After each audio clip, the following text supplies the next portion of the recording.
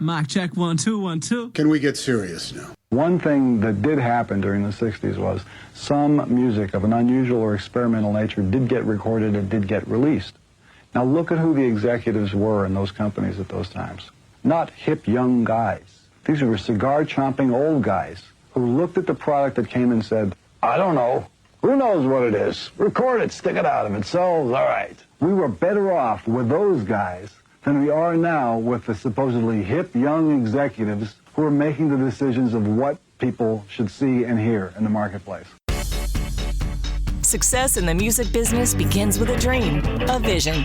This podcast will give you, the listener, the insight and tools to turn that vision into a reality. Meet the industry professionals who work day by day behind the scenes, helping to make those dreams come true. Welcome to the business side of music. Hey, thanks for tuning into this edition of the Business Side of Music. Got a really special guest here today, thanks to my buddy Brian Mays for setting this up. I'm going to give you a little bit of his background, and then we're going to formally introduce him onto the show. He's a celebrated country music artist with 10 albums to his credit and 4 #1 singles on the country Billboard chart. Last year, 2018, he launched, and as I read this, I actually was corrected. He launched an ambitious, what we thought was 52 songs project, the Odyssey, releasing a song a week throughout 2018. Turns out he did 72 songs. So we're going to have to figure out how he crammed that all into 12 months. He currently stars as Jim Cryer on the hit TV series Tyler Perry's The Haves and Have-Nots, #1 primetime series on cable on Tuesday nights. He had an incredible experience on ABC's Dancing with the Stars with pro partner Emma Slater. If you don't believe me, just ask my wife, she'll tell you. Extensive acting career, including Jonathan Kent on the TV show Smallville. He co-founded Children's Miracle Network, which I think is such a great organization, and what you have accomplished there, raised over $4.7 billion to a network of 170 hospitals. But I remember him as a kid growing up as Bo Duke on the Dukes of Hazzard. John, welcome to the show. Thank you. My gosh, what a great introduction. John Schneider is here today with us. This is great. Wow. Even I want to talk to that guy. Well, good. We have a chance to talk to him. Hey, so I asked this question with a lot of people we have on the show. How'd you get started in the music business? We all know you as an actor, but you're real. And I went and looked at some of your videos that you had on YouTube, some of the songs you've written and performed. Music your first love? You know, storytelling really is the first love. A great way to tell a story in a short amount of time is by doing a 2.5, 3-minute song. Right. I grew up in Mount Kisco, New York, which is Westchester County, New York, about 40 miles out of the city. Very rural, very country. Dirt roads and grain silos and white fences. My dad played in a square dance band called the Crop Dusters, because he was he loved aviation. Oh. So he had a group of pilots that had this band called the Crop Dusters, and I would go occasionally with them and watch them play, and my dad was up there with a cowboy hat playing in front of a live audience, and I thought that was about as cool a thing as you could do. And a couple times a year he would play for a hospital, and he would do a wheelchair square dance that he would play for. And Ned Alderucci would call it. That just came to me. He would be the caller for the square dance. And that made a big impression on me, too. And I really think that that's one of the seeds that was planted that helped create the Children's Miracle Network. Seeing people dance and have a great time in wheelchairs, people who couldn't walk having a wonderful time, with my dad playing music. But also my uncle, my mom's brother, had cerebral palsy. And we used to sit hour after hour in the basement, and he would spin vinyl. He would sit there and play 45s. The Animals, the Beatles, the Zombies. It was an amazing thing for me at really 5, 6, 7 years old. I was born in 1960. So to watch the effect that music had on him planted a seed in me. I think that's why I have such a passion for a great lyric, because it's a great story, a story told very well in a short amount of time. So that was really my introduction to music, through my dad and his square dance band, and through my uncle and his his turntable down in the basement with all of his endless supply of 45s. When you first went to Hollywood, was acting your first passion, or was it music, or was it both? I went to Hollywood with the job. That's the way to go. Yeah. I went to Hollywood to do Dukes of Hazzard. We had done 5 episodes in 1978. 40 years ago, right now, the Dukes was first airing. Wow. I had planned on going to Hollywood with a friend of mine in 1977. I got out of high school a year early. I went to summer school because I didn't want. I knew what I wanted to do, and I was doing it. I was doing theater and playing in bars and nightclubs and with tip jars and doing everything I can. Doing what every other musician in the world Doing what every other, gets started absolutely. doing, yeah. And doing all the plays I could in Atlanta.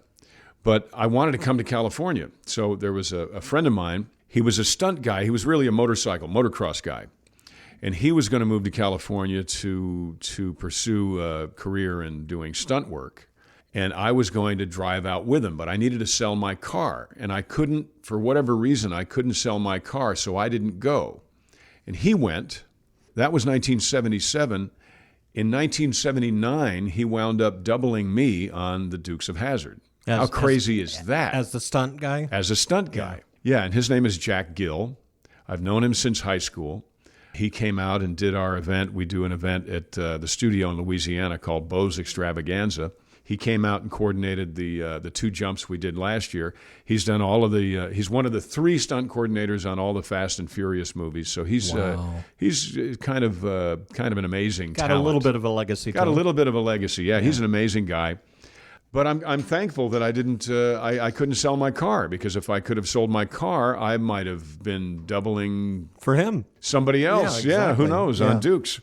So it was. It all happened, as they say. It all happened in the right order, in the right time. Of course, on Dukes of Hazzard, Waylon Jennings did the theme song. Did you ever get a chance to meet him? Oh yeah, Waylon was in a couple of episodes of Dukes, too. But he would come out occasionally if he was playing in California. He would come out and do all his.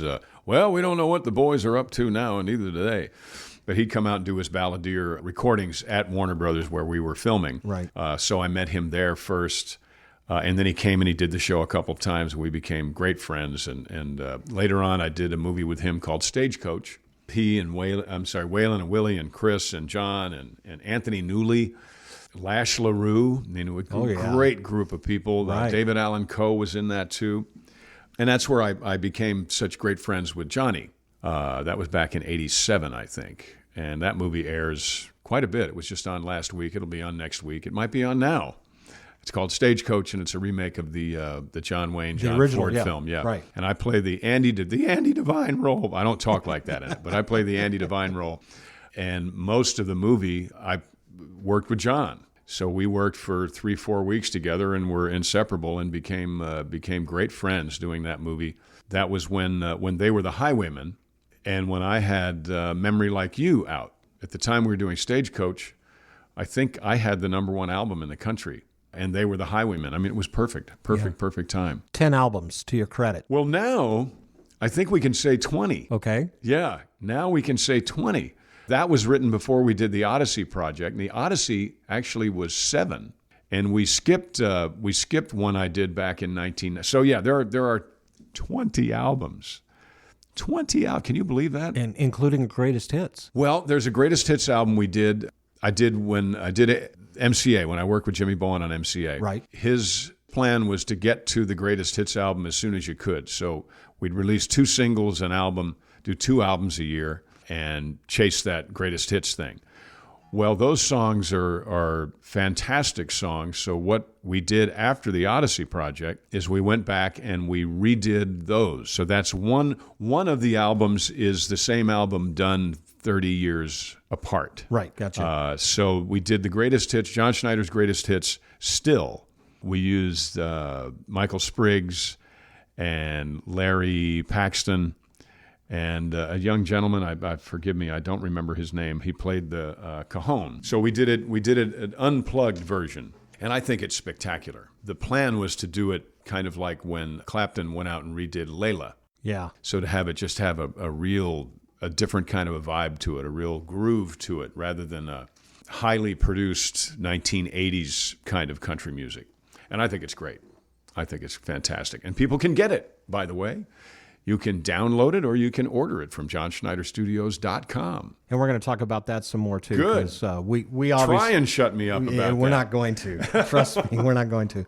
In the studio with us today, I'm just going to say it, country music legend, because, anybody that can go out and turn out that many albums, have that many number one singles, to me, is still a legend in this business, especially considering how much turnover we have these days. So in the studio with us, John Schneider, and you're listening to this edition of The Business Side of Music. Hey, this is Will Carter from MusicStartsHere.org, and you are listening to The Business Side of Music, the quintessential place to get all of your educational information, news, and support for growing and elevating your music career. The Business Side of Music. You're listening to The Business Side of Music.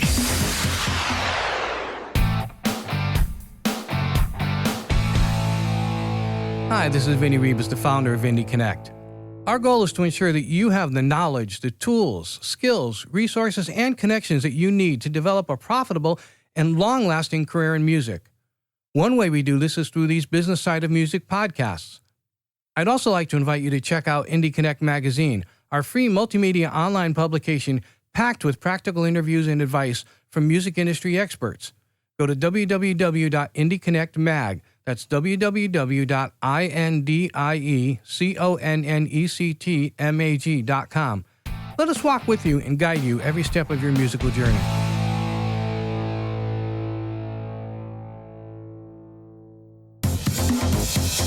You're listening to The Business Side of Music.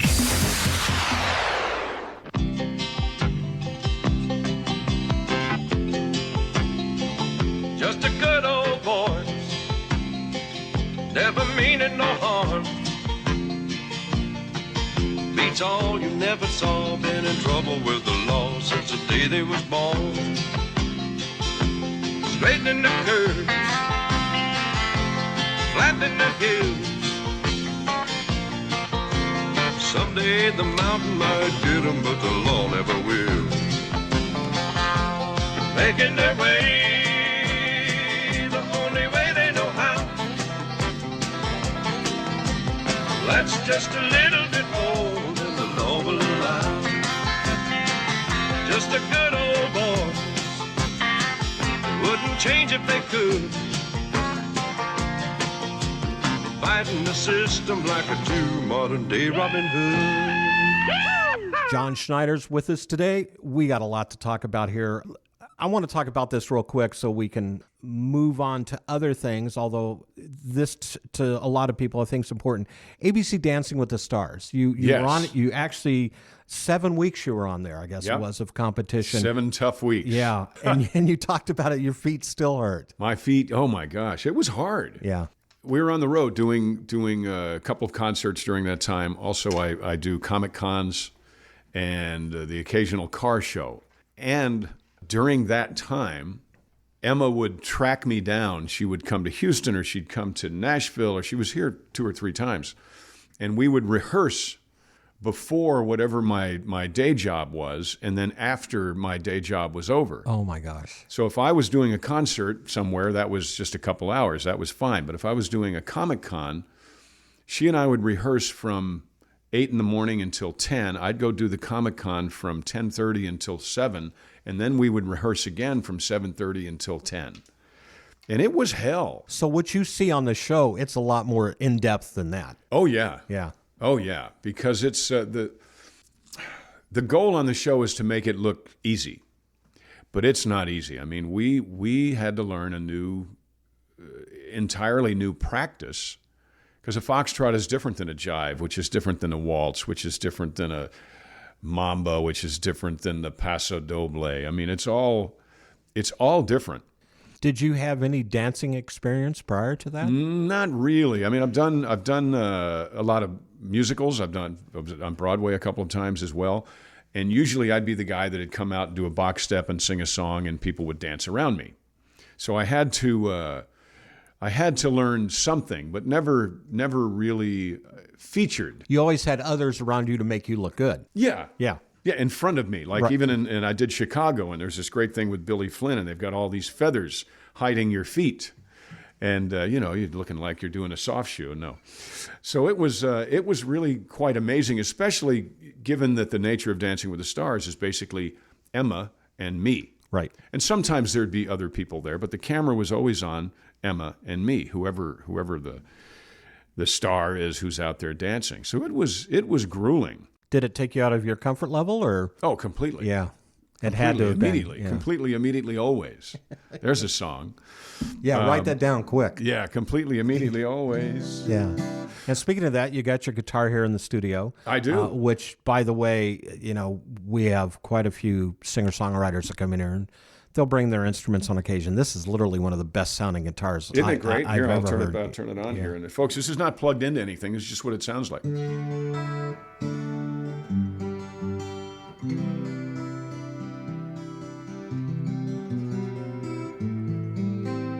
And the guitar is Kepma. out of Out of China. Out of China, yeah. Used to be you'd never catch me on my knees, praying to anyone or praying for anything. Just figured I was down here on my own, just another lonely soul kicking dust down a lonely road. Isn't that pretty? That's beautiful. So anyhow, that's a little song. Brian Mayer, called "Thank God You Do." Great song. Love songwriters. I have the great opportunity to sit and write with great people I was like going to Brian. ask you love to songwrite yourself? I do, but now especially because of the Odyssey project, I'm now friends with great writers like Bobby Tomerlin, like Brian, like Chuck Cannon, Paul Overstreet, and Mac Davis. I've known Mac forever, but it's really cool now. Kyle Jacobs. Because of that project, the first wave of it, the question was put to these great songwriters, hey, I want to hear, don't play what you think radio's going to play. Don't play what you think they'll think whoever they are is great. Right. Play the song for me that you knew was a smash as soon as you wrote it, but for some reason no one has cut it yet. No one has been able to, quote unquote, hear it like you do. So the kind of songs that came were fantastic. They were songwriters' favorite songs that they had written. So because I asked that question, and then because we recorded those songs, they all wanted to write. So I've now written with Bill Anderson. I've written with Bobby Tomerlin and Paul and Chuck, and it's just great. It's been really fantastic. And it refines your songwriting skills when you get in with those guys. Right? Oh yeah, Jacob Lyda. In fact, we have it's not a label, but we have I'm not really sure what you'd call it. We have a kind of an incubator, kind of an opportunity for songwriters who are no longer signed to come over to us, and we now pitch their songs, and I write with these folks, and it's called Strays. Ooh. Songwriters that really are your stars. I love that. Isn't that great? That is. And what a great acronym. Yeah, and these folks, they just write. Here's listen.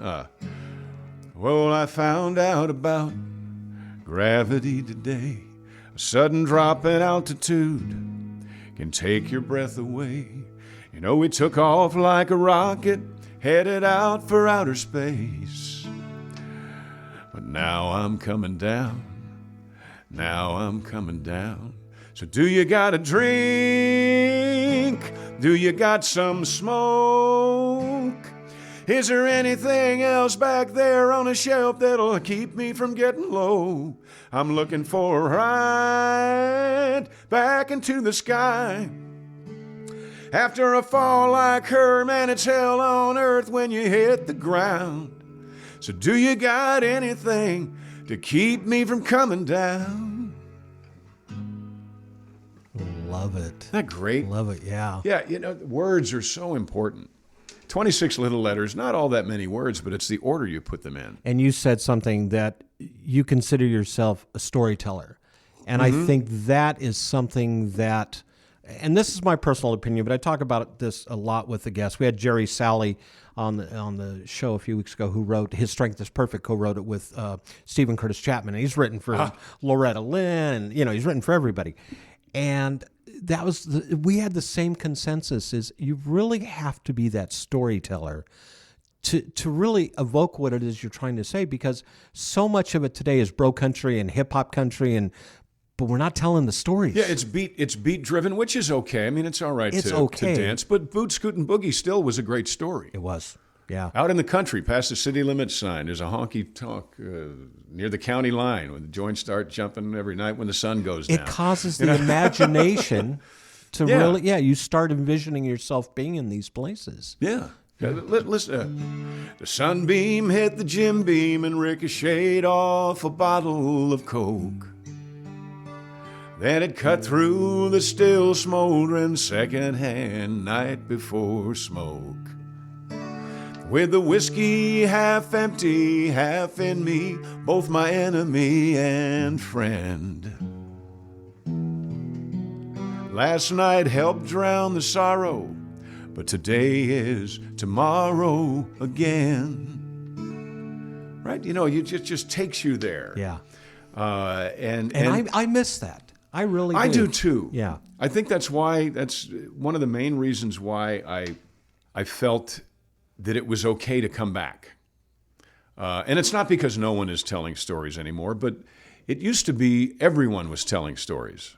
And they were great stories, and they were hard stories. They were joyful stories. They were sad stories. That Stephen Curtis Chapman, you mentioned, some of the greatest lyrics ever written. Are you waiting for thunder, a sign that it's time for a change? Are you listening for? He wrote a wonderful song about listening closely to the quiet sound of God, not the big boisterous sound of God. Are you missing it? Yeah. And only Stephen really. God, I love Stephen Curtis Chapman. Sometimes you have to be quiet in order to actually hear what you're supposed to hear. Yeah. Yeah, I get it. Yeah, it's not always just don't just stand there, do something. It can also be don't just do something, stand there. Stand there, yeah. Of course, I'm one of those guys that, that's a lyric. Write that one down. Yeah, you're witnessing it here, folks. We're getting songs written on the air. Do something, stand there. Yeah. But I think that music, stories well told, will identify people to those songs, and then they become your song. They become, that's our song. Yeah. A lot of Stephen Curtis Chapman songs became our song to many couples. You go back and listen to John Connolly, Miss Emily's Picture. You listen to that, it'll take you somewhere. You go back and listen to Lionel Richie. Some of my greatest memories of high school summertime in the 70s were Easy Like a Sunday Morning. Yeah. That transition time between the Commodores and Lionel Richie, the solo artist. Great stuff. And then the bleeding of his talent over into Kenny Rogers with Lady and that wonderful song Still and Once, Twice, Three Times a Lady. I mean, these songs are incredibly well-crafted pieces of our history. Of course, you're talking to a guy, and my wife and I have this conversation quite a bit. We still think, of course, late 60s, early to mid 70s was still some of the best music that ever came out. Right, absolutely. People like Carly Simon, James Taylor. Tapestry Carole album. King. Yeah, Tapestry, one of my favorite albums. I'd love to see that kind of music still be around, because I think it becomes an education process for people who just want to get through life. Tell me a song that hasn't helped someone get through life at some point or another. Right. Well, it's nice to know when you hear a song that you feel is written about you. It's nice to know that, first of all, you think, wow, somebody's paying attention. And then you think, wow, maybe I'm not in this alone. Good or bad. It's nice to know there are other people out there going through what you're going through. Right. Somehow it brings back a sense of community, which I think we have kind of lost in television. We've lost. We have television shows that are now designed for females 14 to 17 3/4, and then shows that are designed for males 18 to 22 1/2, and nothing that's designed for everybody. Because it's our 40th anniversary, I've been talking a lot about the Dukes of Hazzard. Dukes of Hazzard was one of the most cleverly, brilliantly designed pieces of family entertainment from 2 years old to 92 years old that really ever existed. And I think it was also a show that was fun. It wasn't threatening, and it always had a good message at the end. Yeah. And there was a sense of community about it. We couldn't succeed. The good guys couldn't succeed without community, without each other, without the Hazzard net. Yeah. The bad guys even couldn't even continue down their dastardly trail without each other. And if they got into too much trouble, who would come save them? The good guys. Yeah. And if the good guys got in too much trouble because of something the bad guys had started that got a little out of hand, who would come to our rescue? The bad guys.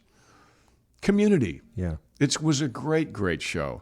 And now I guess you can see it on Amazon Prime, and there are kids 4, 5, 6 years old who have discovered it yet again and who love the Dukes of Hazzard just like their parents did, and in some cases, their grandparents 40 years ago. And you're still seeing the General Lees driving around in town, no matter what city you're in. Oh yeah, you see there's those. one, and it might be a Charger, it might be a Humvee, it might be a smart car.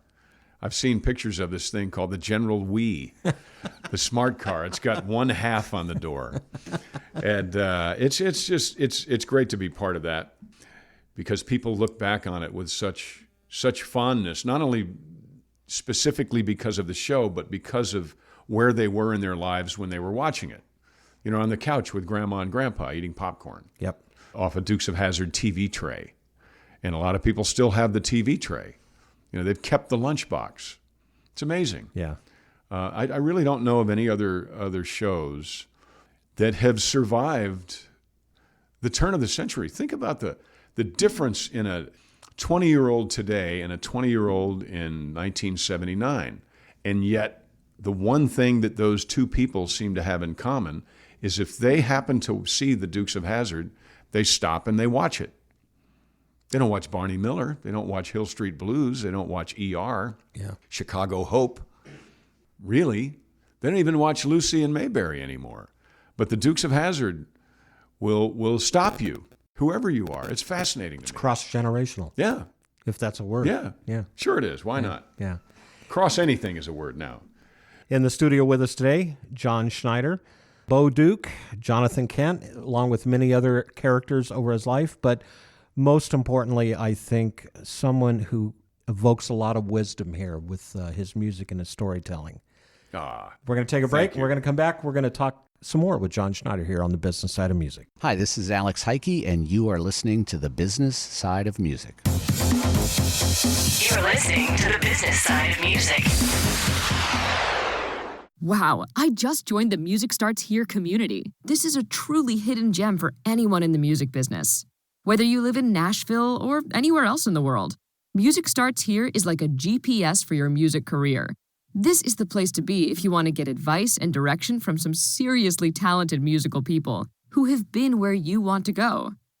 Music news, events, and a great big community with resources for artists, songwriters, musicians, studio and tech, along with music business advice from pros in the industry, all on one site.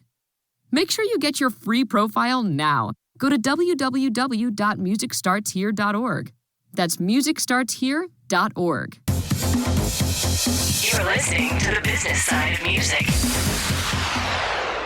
Hey, we're back in the studio. John Schneider is our guest today here on this edition of the Business Side of Music. John, welcome back. Thanks for being on the air. Thank you. So during the break, we were chatting a little bit about songwriting, and you're working on some new projects now? Oh, yeah. Well, we're always, let's see here. Here's one that a friend of mine is writing it, and then I change it a little bit, so I'm kind of a collaborator. Right.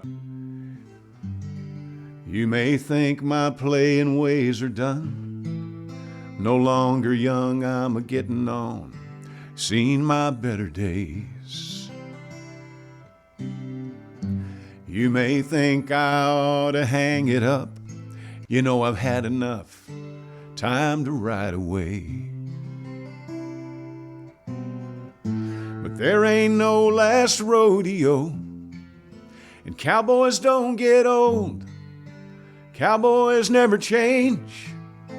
When the crow's feet show, they still look the same. They pull on their boots, pull their hats down low. They never lose their cool. Cowboys don't get old.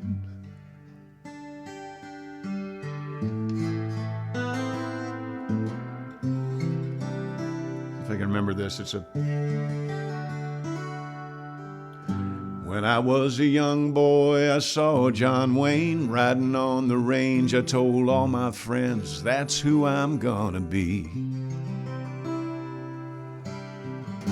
Sitting up in that saddle tall, riding hard, not afraid at all. He was wild and free. Cowboy's what I was born to be, 'cause cowboys don't get old. Cowboys never change, even when the crow's feet show.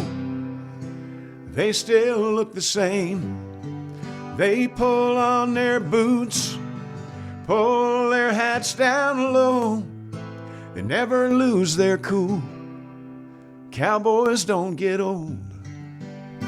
That pretty? I hear that, it takes me back to the time of Chris Ledoux. Oh, gosh, I love Chris Ledoux. know? I had the great opportunity, co-hosted, or I filled in for Ralph Emery one night, and Chris was on the show. So I got to interview Chris, and of course, Garth showed up because Garth had mentioned Chris, what a sweetheart. Garth, I think Garth was Chris's biggest fan.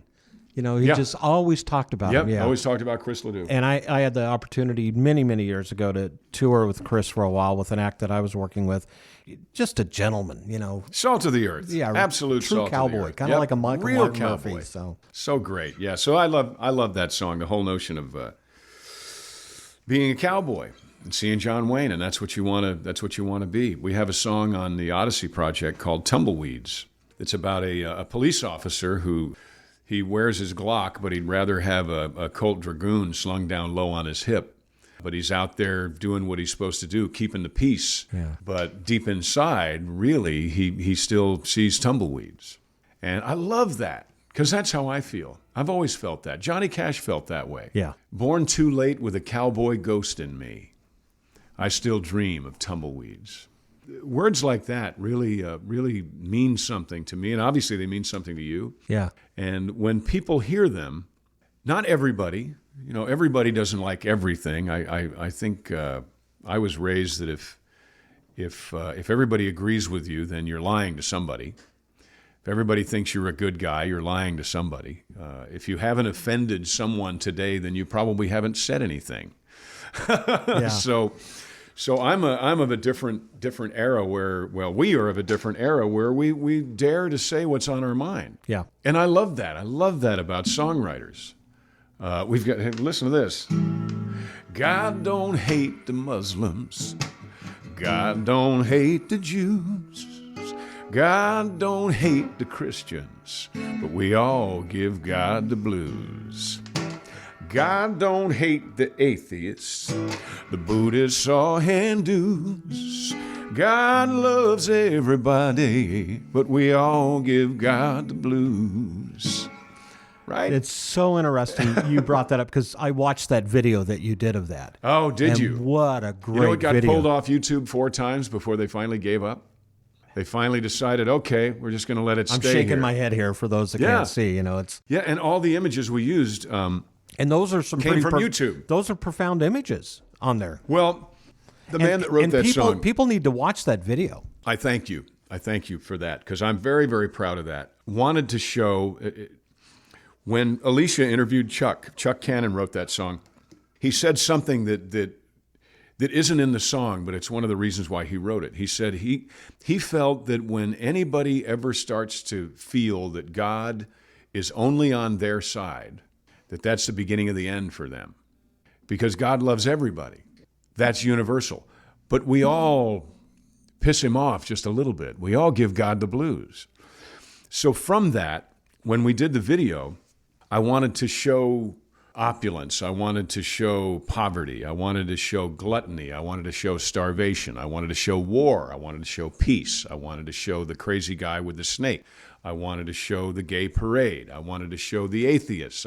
We put everything in there, and juxtaposed those images one right after the other, including the atomic bomb tests, including the Buddhist who set himself on fire, including Sirhan, including all those folks who at some point felt God was on their side only, and show where that went. And all those images were pulled off of YouTube. I mean, all those images came from YouTube videos. Yeah. So they were all already there, but YouTube couldn't handle them all being put in the same 4 minutes. It was too much, and they pulled that video 4 times. But it's on there now because I watched it. It's on there now, yeah. It's on there now. But it was about, I kept putting it back. It was like, where'd the video go? How long of a time period was that? So maybe it was a month. Yeah. Maybe it was a month. But yeah, because I thought this is a wonderful song. People have got to hear this song.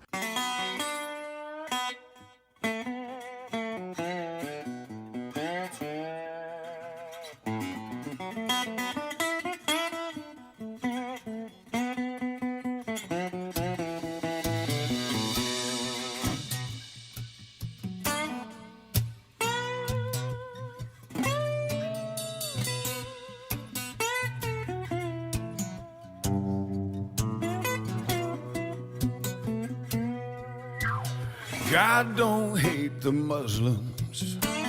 God don't hate the Jews. God don't hate the Christians, but we all give God the blues. God don't hate the atheists, the Buddhists or Hindus. God loves everybody, but we all give God the blues. God ain't no Republican, he ain't no Democrat, he ain't even independent. God's above all that. He's bigger than religion, he's got a better plan. Now the sign says God's gone fishing for the soul of every man. 'Cause God don't hate the Muslims, God don't hate the Jews, God don't hate the Christians, but we all give God the blues. God don't hate the atheists, Buddhists or Hindus. God loves everybody, but we all give God the blues.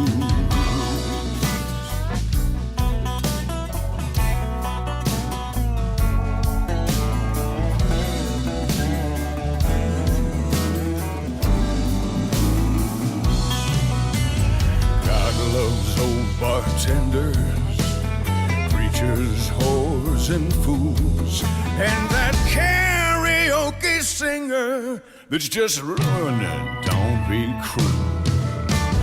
The losers and the winners, prisoner and the free, all the saints and all the sinners, even you and even me. 'Cause God don't hate the Muslims, God don't hate the Jews, God don't hate the Christians, but we all give God the blues. And God don't hate the atheists, Buddhists or Hindus. God loves everybody, but we all give God the blues.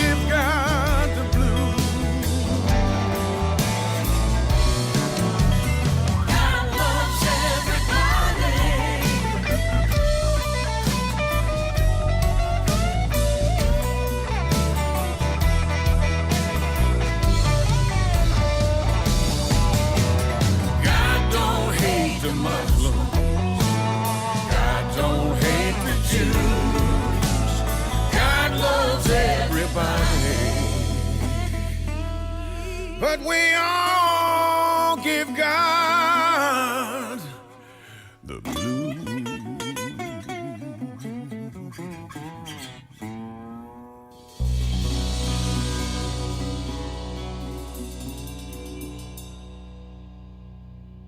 We all give God the blues. Great We song. all give God the blues, Yeah. but God loves everybody. We all give God the blues. Another one I liked of yours touched my heart because my wife and I, we've had kids in the military. Can I buy you beer? Oh.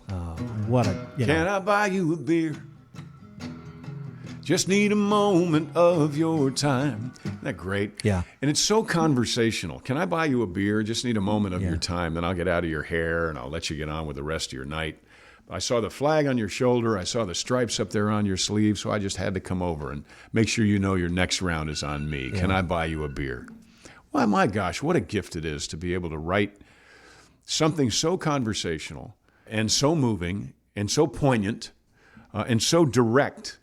A great way to say thank you to those who run toward those things we all run away from. When we run away, they're running towards, And so that's why I love music so much. And I love songwriters so much because they have the ability to put those words together. 2 Trains. Oh, 2 Trains. You are good. Bobby Tomerlin. And I wrote the bridge. I wrote part of the bridge on that. That was a song initially written about divorce and a relationship that went away. And that's what I thought it was, and that's what Bobby thought it was. But Alicia heard a different song. Alicia heard a song about loss. And 2 Trains became not a song about, I know your relationship fell apart, you should meet this guy. It became a song about your love of your life passed away, and it's okay to meet someone else who has had that experience. Because only you two, if you ain't been there, you can't go there. Good Lord knows that I've been stuck there too, is the bridge of that song. It's about 2 people who have lost someone, who are afraid to love again, who decide at a bar in a country music song that it's okay. We can talk about him. We can talk about her.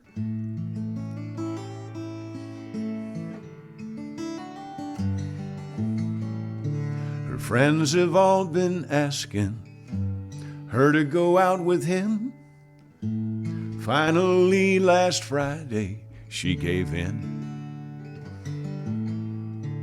She climbed up on that bar stool, felt so out of place, had to force a smile across her face. He said, girl, I know that look, it ain't hard to see.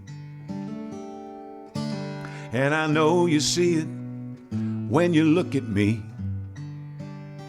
So I tell you what, we can talk about him.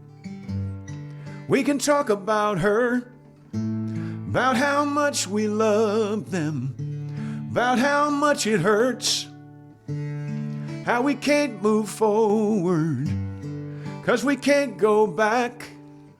We're like 2 trains on a gravel road, miles away from the tracks. Isn't that beautiful? Yeah.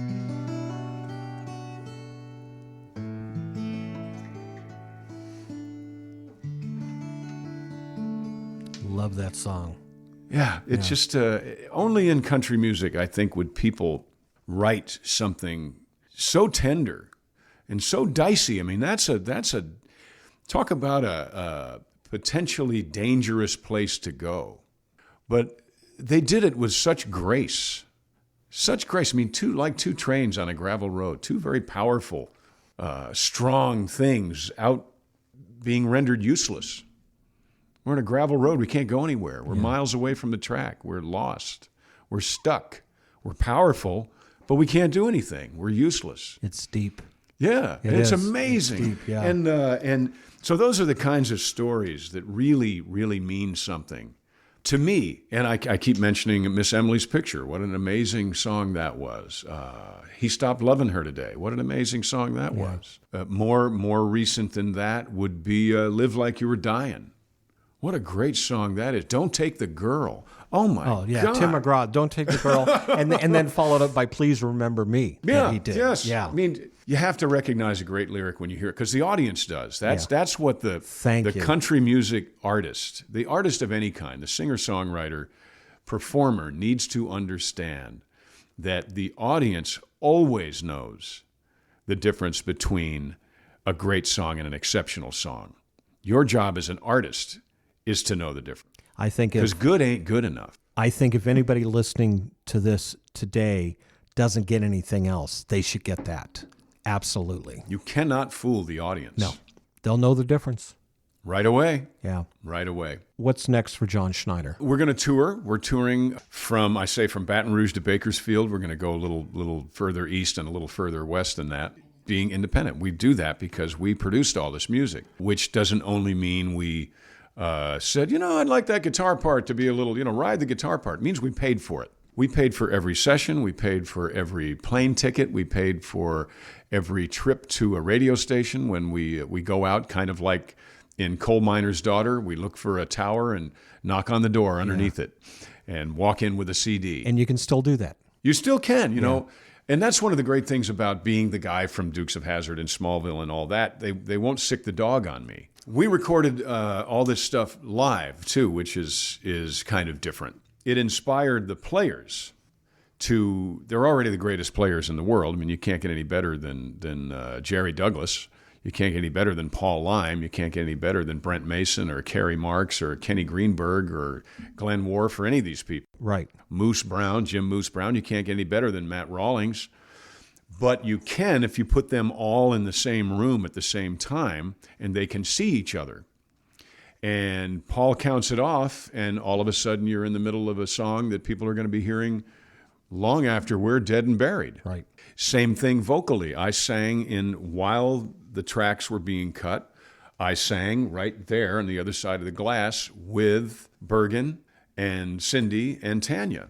So we did all of this stuff live, like they used to do it, because Paul wanted, Alicia wanted everyone to be inspired by the process, not to be hindered by it. And I think when you're a guitar player and you get a drum beat track in your email and you put it on you play it and then you play to that, or you play to some thing that kind of comes together electronically. I mean, there is some great things can come out of that, I think, but not this kind of inspired greatness. What you do is you create a certain sense of energy, especially eye contact with other musicians in the room. Yeah.